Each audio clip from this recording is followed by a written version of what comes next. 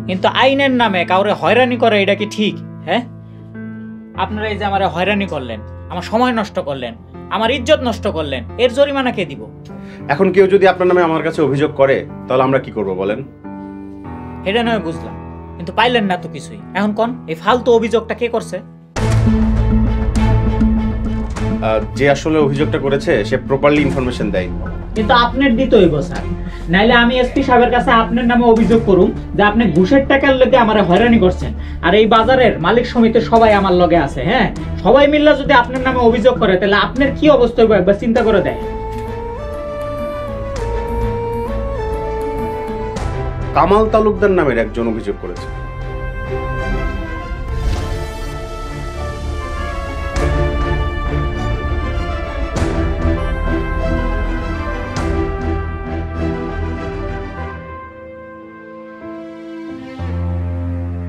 অনেক ধন্যবাদ।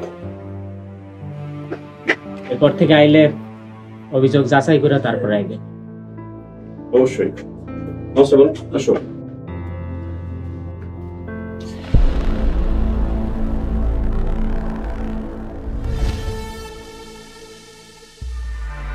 আমার স্বামী আপনার নিজের আপন ভাইয়ের মতো দেখছে, আর আপনি আমাকে লগে এমন করতে পারলেন? তুই কেন এমন করলি? ওই জমি আমার, ওই জমিতে তুই কষ্টে পাথর পায়া এত তাড়াতাড়ি বড়লোক হয়ে গেলি, আর আমি তোর এমনি এমনি ছেড়ে দেবো?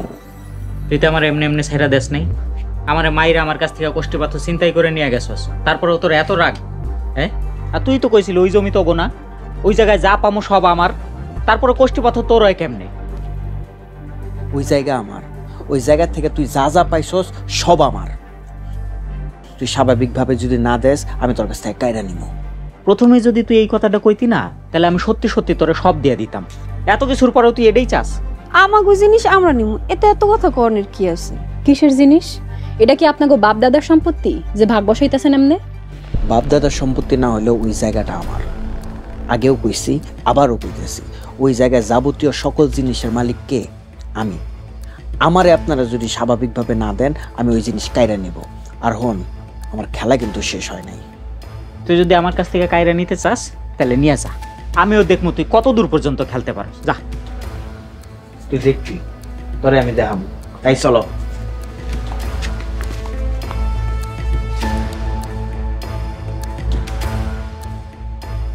আমি জানতাম কামাল এমন একটা কাম করতে পারে, তাই গতকাল রাইতে আমি হাসামরে দিয়া প্রত্যেকটা বস্তার মধ্যে সাধারণ পাথর ঢুকে রাখছিলাম। পাথরটা হাতে নেওয়ার পরে ওর চেহারাটা যদি দেখতাম। এখন তাইলে আমাকে অনেক বেশি সাবধান থাকতে হইব। ঠিকই হয়েছে, আরো বেশি সাবধান থাকতে হইব। চলো ঘরে যাই, খিদা লাগছে, খাইতে দাও। ভাবি, আমার এই আচারটা বানাই দিন, বাড়ি নিয়ে যাবো। এত মজা লাগছে আপনার কাছে? আচ্ছা ঠিক আছে, আমি আচার বানাইয়া পুরা এক বয়ম আপনারে দিয়ে দিব। আচ্ছা ভাবি, মাশাআল্লাহ, আল্লাহ তো আপনাকে অনেক টাকা পয়সা দিচ্ছে, এবার একটু নতুন বাড়ি করবেন। এই পুরান বাড়িটার মায়ায় পইরা গেছি ভাবি। কত সুখ দুঃখের স্মৃতি এই বাড়িটায় আমার। স্মৃতি ধইরা আর কতকাল থাকবে? সবারই তো ইচ্ছা করে নতুন বাড়িতে থাকতে। আমরা কিন্তু এই পুরান বাড়িতেই ভালো আছি ভাবি। আমার আবার পুরান জিনিসের উপর মায়া লেগে যায়। হ, পুরান জিনিসের উপর তো আপনার মায়া লাগবেই। এই যে ধরেন পুরান বাড়ি, পুরান পাথর, সবই তো আপনাকে আগের পুরান, তাই না?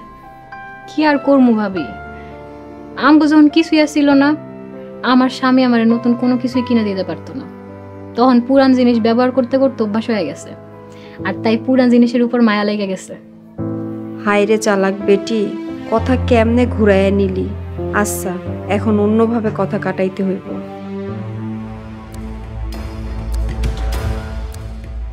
কি হয়েছে ভাবি, কি ভাবতেছেন? না ভাবি, কিছু না। ভাবতেছি আপনারা হুট করে এত টাকার মালিক কেমন হয়ে গেলেন, এরই ভাবতেছি। আল্লাহ দিছে ভাবি। আল্লাহ তো কোনো উসিলা দ্বারাই কোনো কিছু দেন, তো হে উসিলাটা কি? আপনার ভাইয়ের এক বন্ধু তার এই সাইলের ব্যবসাটা ধরায় দিছে। এটা তো অনেক টাকার ব্যাপার, এত টাকা কই পাইলেন? ওই বন্ধুই সব ব্যবস্থা কইরা দিছে। না, ওর থেকে এইভাবে কথা বাইর করা যাইব না, অন্য উপায় খুঁজতে হইব। ও আচ্ছা, দুনিয়াতে এখন অনেক ভালো মানুষ আছে তাই না? হ ভাবি, আবার খারাপ মানুষের সংখ্যাও কিন্তু কম না। কি হয়েছে ভাবি? যে গলা একটু বেশি ঠেকে গেছে। আস্তে আস্তে খান, বেশি খাইতে গেলে গলায় আবার আটকে যাবে।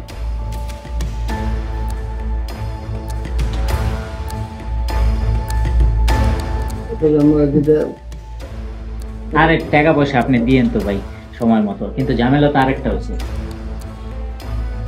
পুরা গ্রামের লোকজন জেনে গেছে যে আমার কাছে গুপ্তধন আছে, এই নিয়ে খুব ঝামেলা হইতেছে। তাই এখন যেটা করতে হইব শুনেন।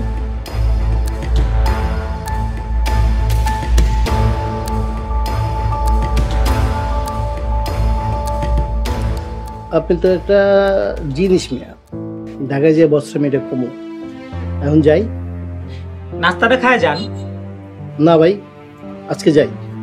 পাশের গ্রামে গাড়ি রেখে আসছি, গাড়ি নিয়ে যদি আপনার এখানে আসি তাহলে তো আপনাকে আবার লোকজন পায়ে বসবে।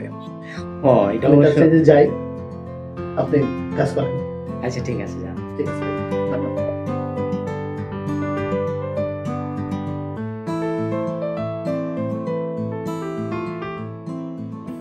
আচ্ছা রতনরা দৈরা আনার লগে যে লোক পাঠাইতে গেছিলাম, পাঠাইছিলি, এখন আহে না কেন? পাঠাইছি তো ভাই, এখনই চলে আসবো। কিন্তু ভাই আমি একটা বিষয় বুঝলাম না, রতন চোরের দিয়ে আপনার কি কাম? আপনি কি রতন চোরের লগে চুরির ব্যবসা নামবেন নাকি? কাম আছে রে, জরুরি কাম আছে। কি এমন কাম আমারে কোন, আমি কইরা দেই। আচ্ছা যেই কাম রতন চোরাই করবো সেই কাম কি তোরে আমারে দিয়ে হইব না আমরা করতে পারবো?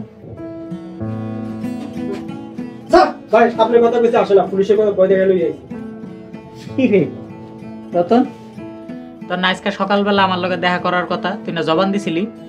আমার আবার জবান, আমি হইতেছি চোর, আমি তো জীবনে কখনো সত্য কথা কই না। কি আল্লাহ একে ধরে আনছেন এটা কম? তোরে কাম দিমু এর লগে আনতে কইছি। দেন ভাই, আমি কোনো কাম টাম করতে পারবো না, আমি স্বাধীনভাবে কাম করি, চুরি ছাড়া আমি জীবনে কিছু শিখিনি।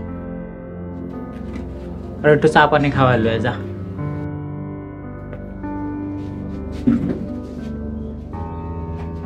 মানে বয়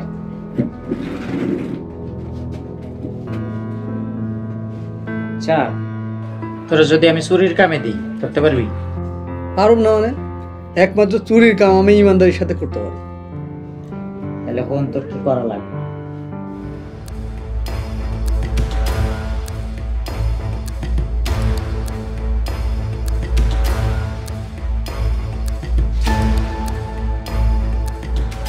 আপনার কাম আমি কইরা দিব, কিন্তু আমার লাভ কি? যেটি কইলাম এটি যদি তুই ঠিকঠাক মতো করতে পারোস সবটি, তাহলে তোরে আমি 20,000 টাকা দিই। আচ্ছা কবে করতে হইব?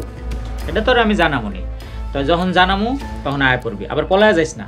দেন ভাই, আমি হইতেছি জাত চোর, চুরির কাজে আমি কখনো বেইমানি করি না। আপনার কাজ আমি কইরা দিব। ঠিক আছে এখন যা তাহলে। ঠিক আছে।